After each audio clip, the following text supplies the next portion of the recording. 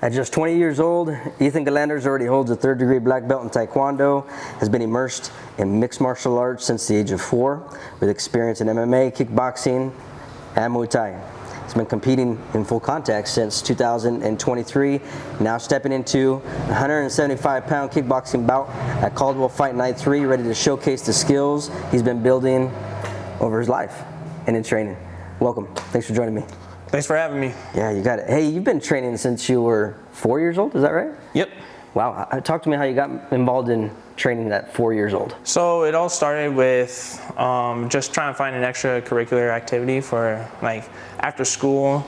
That way my parents didn't have to take care of us all the time at home. So what would happen is we get off school and they'd put us into these karate classes and we ended up falling in love with it. And so me and my brother both started off together, and we've just been training Taekwondo ever since I was 4, and he was, I don't know, like super young as well.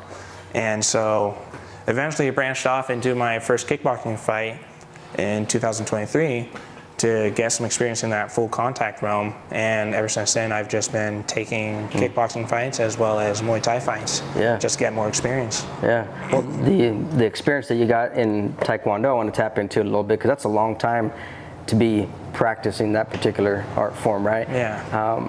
And not many 20-year-olds can boast in having a third-degree black belt either in that, I would say. What has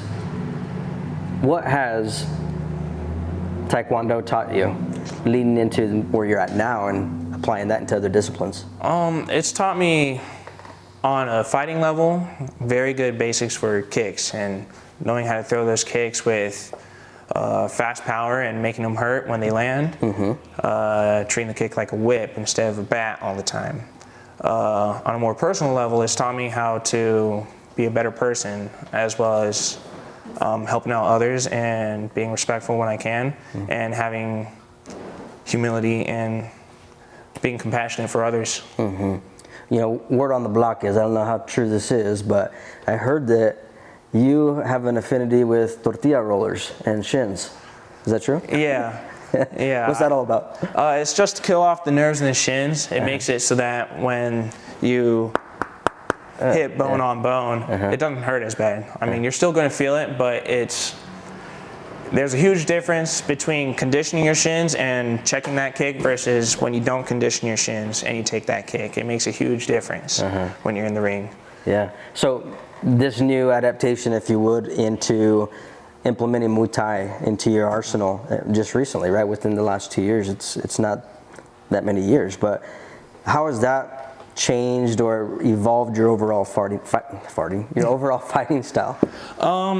I will say with the introduction of Muay Thai, it's really introduced me to more elements of being in close with some sense of grappling. Because in kickboxing, you could just strike, get out of the way. If you get hurt, you just move away. If your opponent gets hurt, you just close the distance on them. You don't have to worry about them coming in to grab you and stall that fight.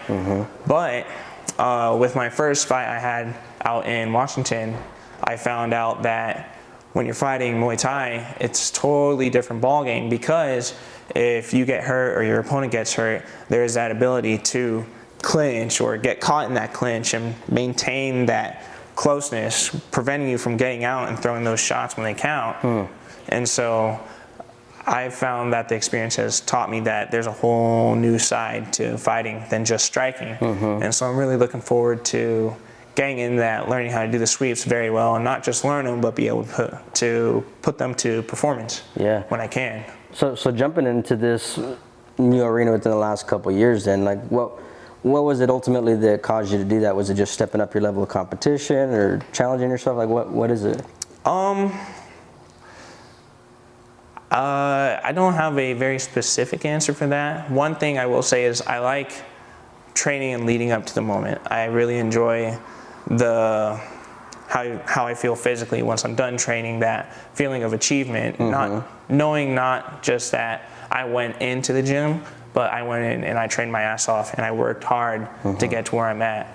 And with that, when it comes to the fights, I always find it awesome because I always get super nervous for fights. And so when I actually get in there and I get to put on a show and show off my skill, I find it really enjoyable to look back and be like, oh, I did that. Like, I did that. Win or lose, I love being able to compete and to experience that whole culture behind fighting. Yeah. Is there any nerves coming up, for this upcoming bout? I get nervous every time. Yeah. I get nervous every time, so nervous, but at the end of the day, when I get in the ring, whether I'm nervous or not, I gotta perform, and so that's what I plan on doing. Yeah. Do you ever find yourself in that moment where you just kind of zone out and you forget and don't even know what's around you, or are you cognizant of everybody there? So, my first fight, when I stepped in the ring, I blacked out, and I fought the whole 3 rounds unconscious. And then the second fight I had, I was fully there. So, all my experiences up till now, I've been mainly there mentally. And so in this upcoming fight, I'm planning on going in there and being mentally there and being able to plan and move around my opponent and think of ways to overcome any obstacles while I'm in that ring. Yeah. Kickboxing is kind of a mix of precision and power, I would say, right? It's a mixture of that. What would you say is part of your arsenal that people should be looking out for when they come to watch you? I don't know, my kindness, kill them with kindness. No. I would say kicks and moving around. I've been working on moving around a lot and using my kicks and just being able to pick apart my opponent one by one. So hitting angles and finding the openings for it. Gotcha. Yeah. Who's been the biggest influence on your life, as a fighter that's been developing over the years?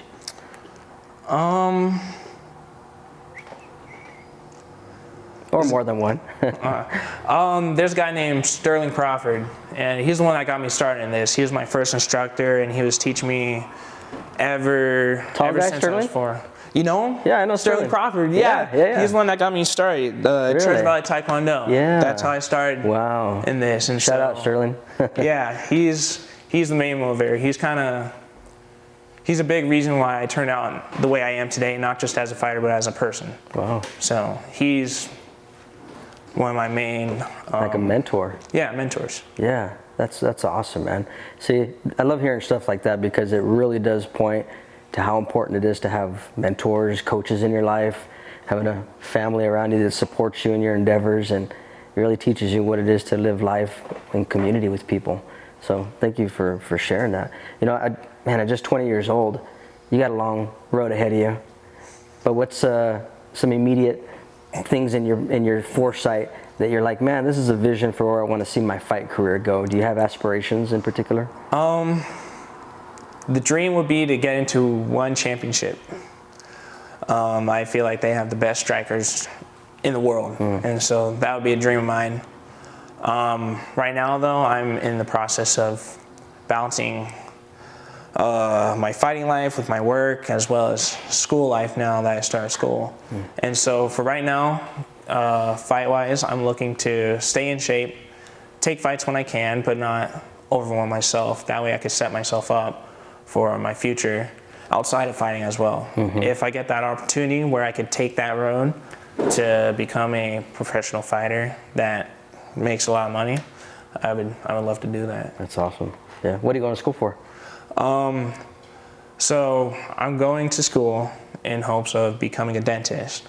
Wow. And so right now I'm working on the prerequisites for that. Okay. You better take care of your girl then. All right. Huh? Yeah. Pearly whites. Yeah. That's what's up. Well, hey, thank you so much for joining me, Ethan. I'm looking forward to catching you September 27th. Thank you so much. You got it.